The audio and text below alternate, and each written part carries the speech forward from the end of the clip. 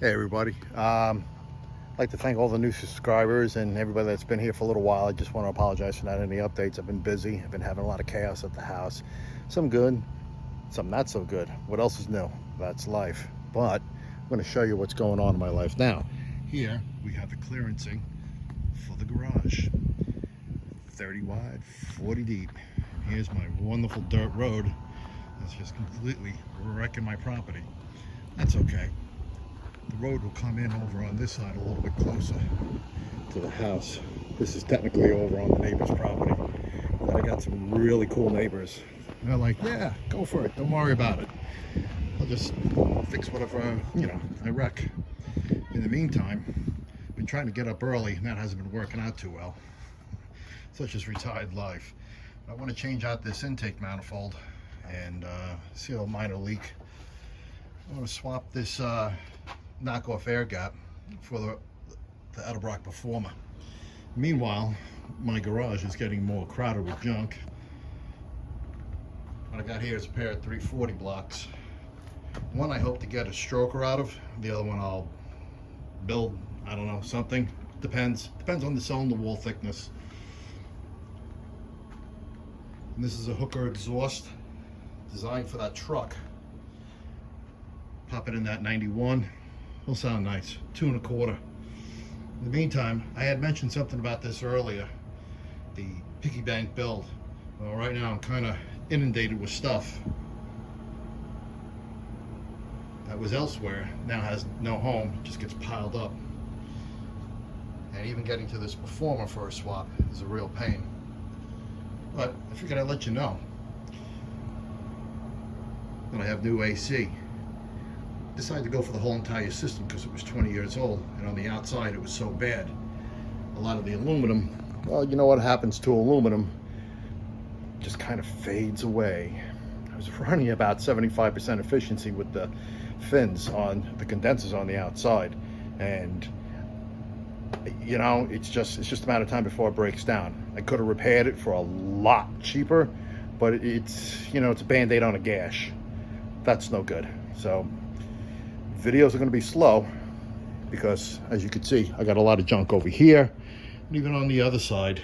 Yeah, you've seen this motor over here, but I got more stuff over here, and I got stuff inside the house and the spare bedroom. It's ridiculous. I did find this interesting though.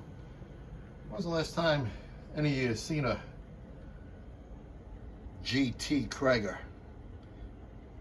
Has that annoying unilug everybody hates. They are a pain to put on, but once they're on, they're fine. I only found two. One 8-inch wide, one 10-inch wide. I got all my rear end stuff out here, so I can swap out some gear ratios real quick in the 8 3/4. Lovely thing, just like the Ford 9-inch for those guys that just don't know. The Ford 9-inch and the Chrysler 8 3/4 are very similar. That the centerpiece just pops out. Yank the axles to the side, slide it in, bolt it up, slide your axles in, pop your brakes back on, which sometimes you don't even have to do, and you're up and running. But the next part of the project, doing anything, once my garage is up, we're going to get to this, and I'm going to stamp it piggy bank build and basic tech for a new guy. This is just a regular old 360 that happens to be sporting a truck pan out of that 91. It was kind of beat up, so I replaced it. This race block has got to wait for a bit. That's going to take some money. But I do have something else coming down the pike. My buddy Sean, he gave me a heck of an offer. One of those things you just can't turn down.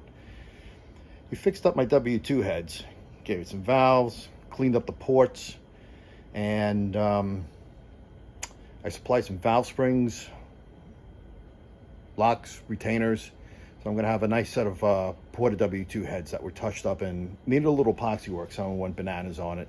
A little too far, but we're going to get that one back. As well as a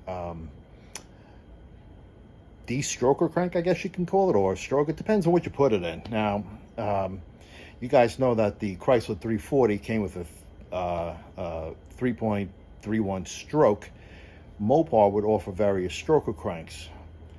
This one is designed to give 352 cubic inches with a 403 bore.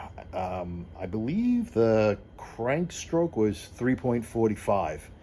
I didn't have a 340 block to put it in because the piston size is 403. The 340s have a 4.04. But I did have a spare 360 block. So I went to Bill Richardson. He has crank spacers that allow the small journal crank to go into the large journal 360. And all that's all done, ready to pick up. I'm just waiting for the heads to be finished up. As soon as I get the call, within 24 to 48 hours, I'm going to drop what I'm doing. You know, especially if I get cold in the morning. I'll see you tomorrow. I'm zipping right up and I'm getting my stuff. The crank kit is a forged crank. I used some scat rods that I got very inexpensively. Someone was just changing directions and get rid of stuff. So that was a plus. And always have money in your piggy bank to buy stuff at a quick clip. Just, hey, click it, buy it, run with it. Search the forums, search your Craigslist, wherever you want to search for parts. There are good deals out there. You really want to make a plan and stick to it. And if you don't, it always ends up costing you more money. So watch out for those guys that don't stick to their plan. You can always capitalize on their stuff. And I'm going to show you a case in point here. This is really cool. I saw these over here. Let me move the handle down.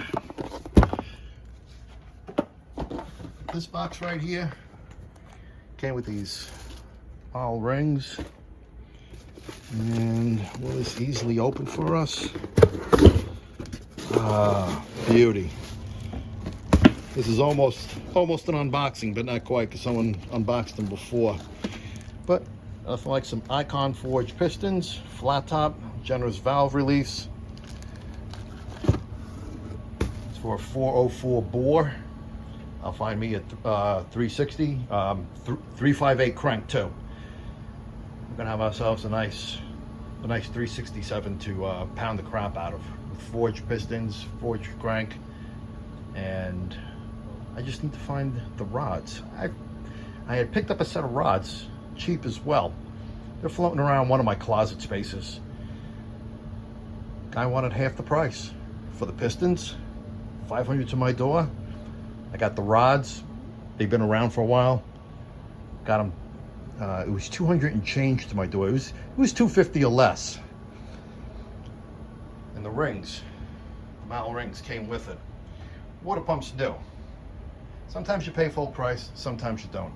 Depends on how crafty you want to get. I'll get into that water pump a little later. We can do some basic tech on that. But that's where that one's going. This one, when I said piggy bank rebuild, I just want to see if I just can't fix what's wrong and wait till you see what the heck is inside this thing. It's freaking scary. But we'll get there. Other than that, you know, I got all these wonderful little parts hanging around here. Carburetors over there, as you see in my prior videos. Here's a small cam shelf. Got a bunch of cams to test and fool around with. I love testing and finding out the actual power it makes. I know, guys, I hope I can stitch this together with the video I just cut short. Otherwise, it's going to look kind of weird. I hope this doesn't turn out to be a part 2. But I was saying, I love to test. I love to dyno test. I love seeing what it actually makes. A lot of guys build stuff by computer and they go, oh, it ran exactly what it was supposed to. And other guys go, oh, it didn't quite do what it was supposed to do. Other guys have a better running engine than what the calculators predict. You know, there's all reasons behind this. Better machining, better tolerances. I don't know, what else could there be? A mile-long list? Yeah, but calculators are great, but it's not the end-all, be-all. After that, I don't know, what else could be fun? We're going to test that 352 short block. You've seen some of the cylinder heads I want to test, not all of them. Check back in earlier videos. You'll see the Hughes big mount, the W2s, the W5s. But just swap them out just for the fun of it. Why not? You know, hell, it's free entertainment for you. You don't have to pay a dime for the dyno test, and you're going to learn something. I'm going to learn something. This is all good.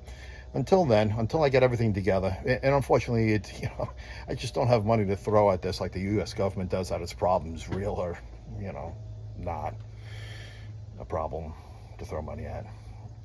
But I don't really have much to document. I'm kind of jammed up. I don't know. Is this even worth documenting? Swapping this intake out, bolting on the exhaust. I don't know. What do you think? You guys tell me in the comments.